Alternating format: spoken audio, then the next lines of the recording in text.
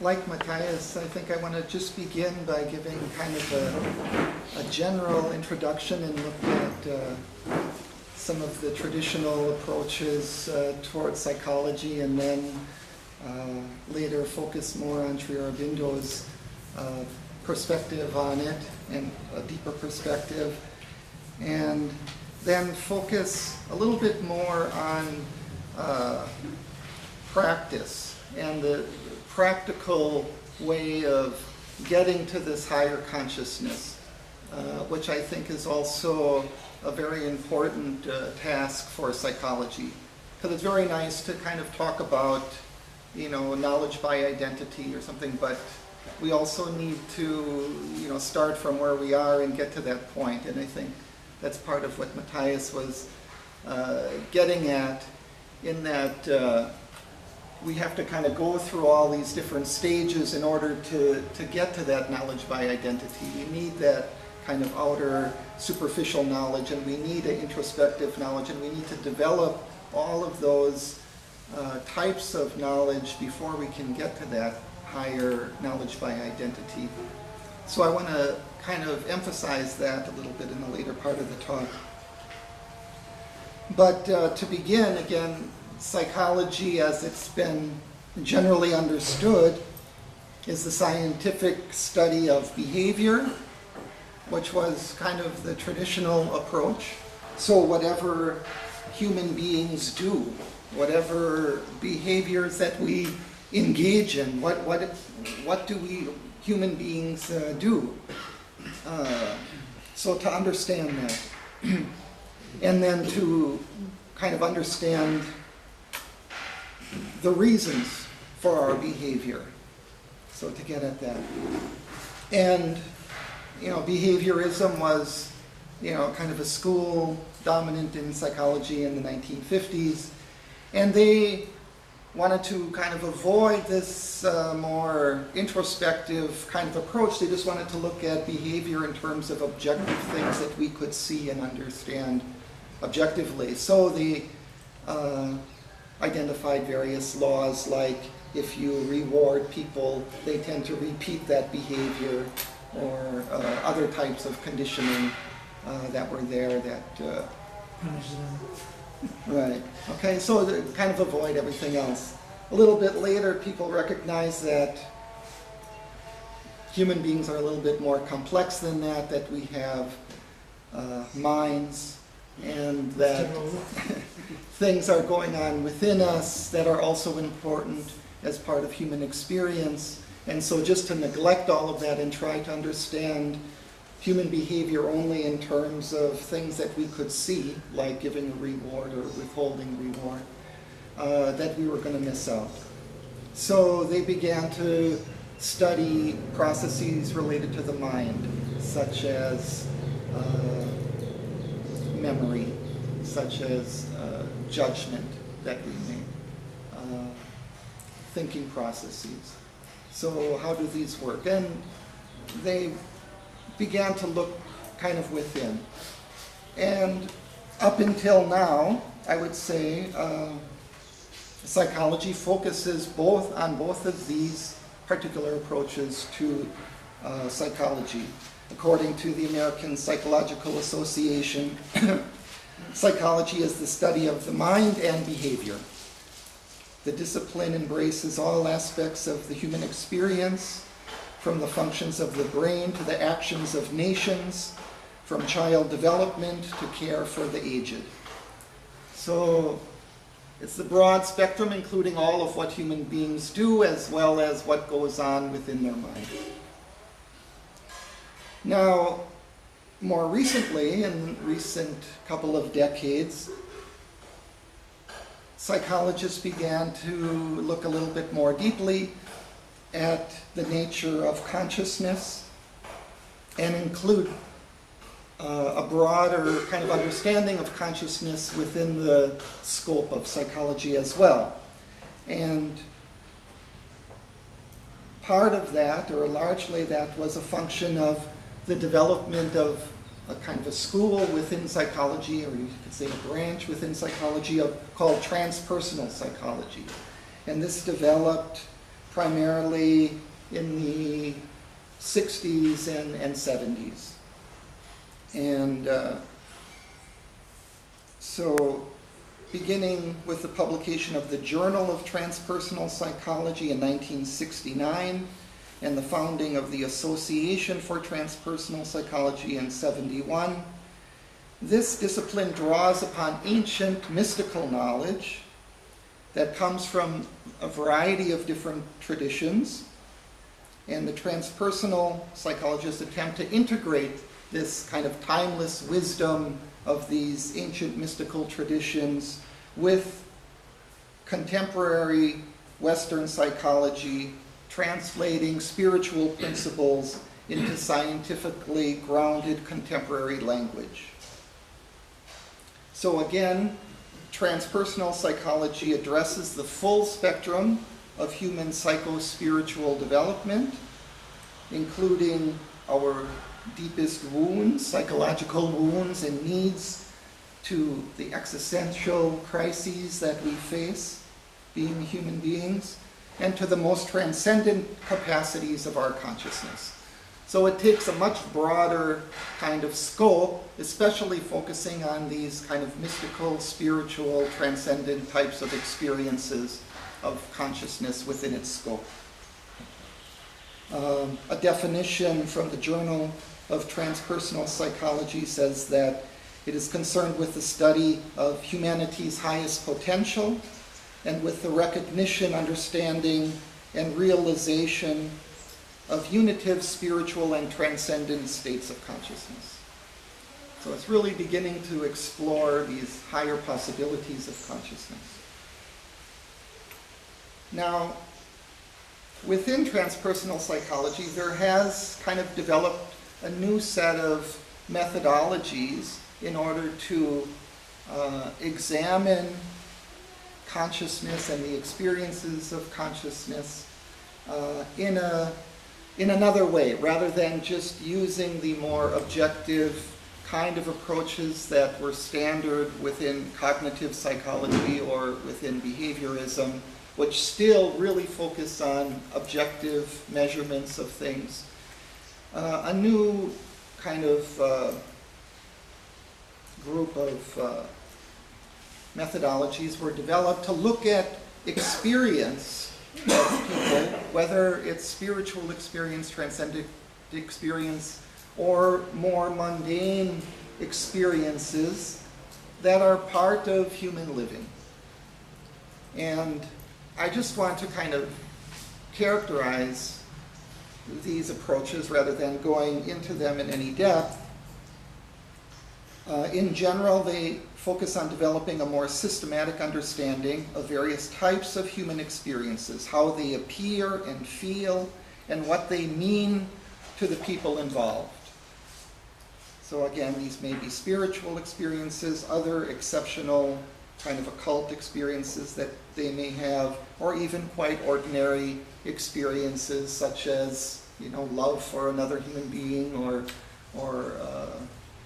happiness, or joy, or whatever that might be. Try to understand in a deeper way what these experiences are like, how they feel to the people, what they mean to the people. And usually these types of approaches focus on an intensive investigation of just a few individuals, rather than big samples of people that they do in traditional psychology or other types of sciences, social sciences. They just examine a few individuals, intensely try to capture from them their experience. Again, usually through qualitative methods rather than quantitative, usually through interviews, in-depth interviews with people. And then they still try to systemize this knowledge in some way, try to capture the main points or issues that might be common to a variety, to several different people's experience of this phenomena, whatever it might be, whether it's a transcendent experience or whether it's human love or whatever. So really try to capture the main elements within that, try to systemize that knowledge so it's not just a running commentary by the person, but nevertheless it's still I would say, more or less based on a kind of a naive introspection. If we look at Matthias's, kind of breakdown, it's people's own introspective processes of their own experience as expressed by them, as much as they can express and as is elicited by the investigator. One other kind of characteristic of this type of methodology is that the investigator here doesn't take the stance of just remaining objective and separate from the object of study or the subject of study, but they recognize that investigators are also involved in the phenomena that they're investigating, that they may have their own experiences that they bring to that encounter with another person, that they might have their own kind of mental framework in which they understand things, and that they bring certain things to that. They interpret people's experiences in a particular way according to their own lenses that they bring to the phenomena.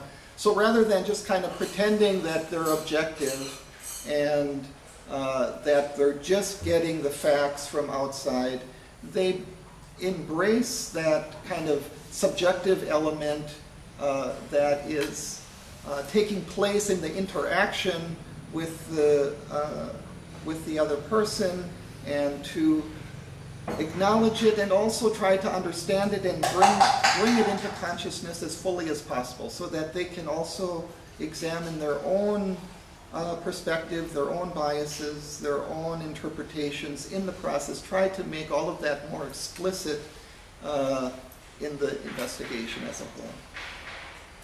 And one other aspect of the methodologies is that it aims usually not only at an objective understanding of whatever the experience might be, but also to bring this knowledge forward in a way that can help in a transformative kind of way. How can this knowledge be useful for helping the individual, for helping humanity as a whole, to kind of uplift people and to change behavior and to make it better and to refine it, not only just to understand it. So I think that these approaches, which have been kind of developing over the last couple of decades, throughout the 70s, 80s, 90s, 2000s, kind of starting around the same time Auroville started, and have been developing alongside this over the last 40 years now or so. And that there's quite a bit of work and rich development that has been undertaken in this time that can be useful, I think, in understanding consciousness in its deeper way. And I think that Sri Aurobindo's approach, which I want to just begin discussing now, dovetails with this in some ways and can be useful in informing it and also being informed by these different approaches that have developed. Now, in Sri Aurobindo's psychological approach,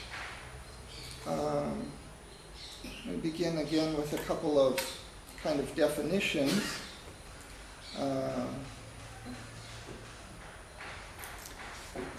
One of the important quotes is that Sri Aurobindo says, yoga is nothing but practical psychology. And then he says, consciousness is the fundamental thing in existence. It is the energy, the motion, the movement of consciousness that creates the universe and all that is in it. Not only the macrocosm, but the microcosm is nothing but consciousness arranging itself. So he's saying that everything that exists is only consciousness. That it's kind of the fundamental substance of the universe, of everything that is. Satchidananda, it's one with existence. Consciousness is one with existence. And psychology is really the approach towards understanding what consciousness is. He says, psychology is the science of consciousness, and its states and operations in nature, and if it can be glimpsed and experienced, its states and operations beyond what we know as nature. And then I'll take a little bit more of this quote. Our observable consciousness, that which we call ourselves, is only the little visible part of our being. It is a small field below which are depths and farther depths and width and ever wider width which support and supply it, but to which it has no visible access. All that is ourself, our being. What we see at the top is only our ego and its visible nature.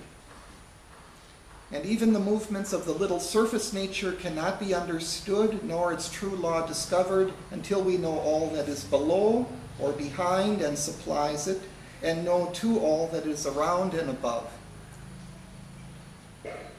So now we get, this quote goes on, and he talks about kind of the two veils that divide us, or that kind of keep us within this outer surface consciousness in which typically we live, that there's this veil that kind of cuts us off from the inner being, from the subliminal and the psychic depths of the being, and there's another kind of veil or lid above the intellect, above the mind, which can open up into the higher realms of consciousness above. And so part of, I think, the job of psychology then is to learning how to go within and go behind this veil that divides us from the inner being and the psychic being, and this veil above that divides us from the higher consciousness. So we need to get behind to understand and to experience that whole realm of consciousness around us and above us.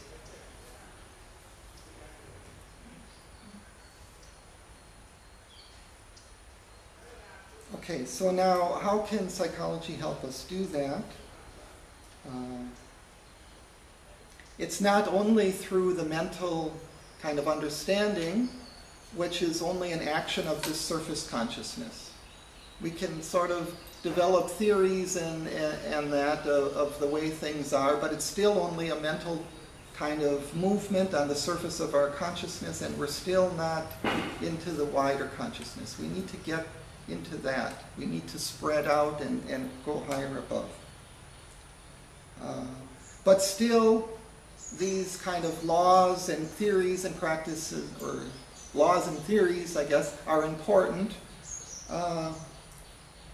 so that we can understand these basic principles of consciousness, that especially what are the various aspects of consciousness, what are the different layers of the consciousness, both in the outer being and in the inner being and in the upper, higher consciousness. What are the different realms of the consciousness? What are the planes and parts of the being, as Sri Aurobindo uses the term? So that's kind of the theoretical kind of framework which can help us to conceptualize our current position and where we need to go in the future. But in addition, we need to do more than just have this theoretical understanding. We need to have a methodology or a practice in order to get into this wider and higher consciousness. And here again, I think psychology can be useful perhaps in providing some kind of context for this practice. Not only principles of practice, but also kind of a context, whether it's through individual consultations or satsangs or other kinds of settings of kind of a group endeavor in which we can embody this practice or to facilitate our practice. So that's another aspect of the consciousness, another aspect of the approach to psychology, how it can help. And then there's one other thing that I want to bring out as well, and that is that psychology can also help in dealing with people's psychological blocks and difficulties that will prevent or hamper spiritual progress into going into this higher consciousness. And I'm speaking, like primarily about neuroses and things like that, kind of difficulties of the consciousness that might derive from difficult, childhood, from abuse or neglect or whatever kinds of things that, is part of human experience and are quite common difficulties that end up putting roadblocks in our own spiritual development. So again, psychology is important, I think, in helping to remove some of these issues or solving these issues. And then again, a psychology that is more informed by spiritual principles, and particularly principles that Sri Aurobindo and Mother bring regarding the psychic being and the soul, to bring that into kind of a therapy, psychotherapy, can be very useful in order to facilitate this process of opening individuals to the higher consciousness, where they might be hampered. Okay. So on the theoretical side, integral psychology can help lay out the planes and parts of the beings, understand that in a kind of theoretical sense. But, or in addition, it provides kind of an aim for human endeavor, because now Sri Aurobindo kind of brings this idea, okay, this is the aim of our existence, to expand our consciousness, to realize the fullness of the consciousness that is our full being. So this aim, I think, is fundamental. Then, finally, I think we need to focus on the practices that can help us develop this wider consciousness. So, here I just give one other quote. Mother said, "A drop of practice is better than an ocean of theories, advices, and good resolutions." So really, in a sense, I think it's up to the individual to take the psychological knowledge, the psychological theory that is there, and to put it into practice in order to actually purify the nature, break down these walls to the inner being and to the higher consciousness, to expand the consciousness. So what are some of these different practices? One, becoming aware and distinguishing in ourselves and others the action of the different planes and parts of the being. So we have to understand when it is, the vital nature in us that is acting, or when it is, the intellect, or when it might be an intuition from higher above, or when it might be kind of an indication of the psychic being within. We need to begin to distinguish the action of these movements of consciousness within ourselves. Not only understand it theoretically, but begin to distinguish these things as they act. The purification of the consciousness, disentangling then these different movements of consciousness, whether vital or physical or mental or intuitive or psychic. Begin to, especially, to purify the intellect from the emotions and from the vital nature, from its desires and instincts. Because until we can begin to look at things clearly through the mind and eventually through the mental purusha or the inmost part of the being, we need to disentangle the effects of the vital nature. It's threads of desire that kind of entangle all of our being. So we need to do this.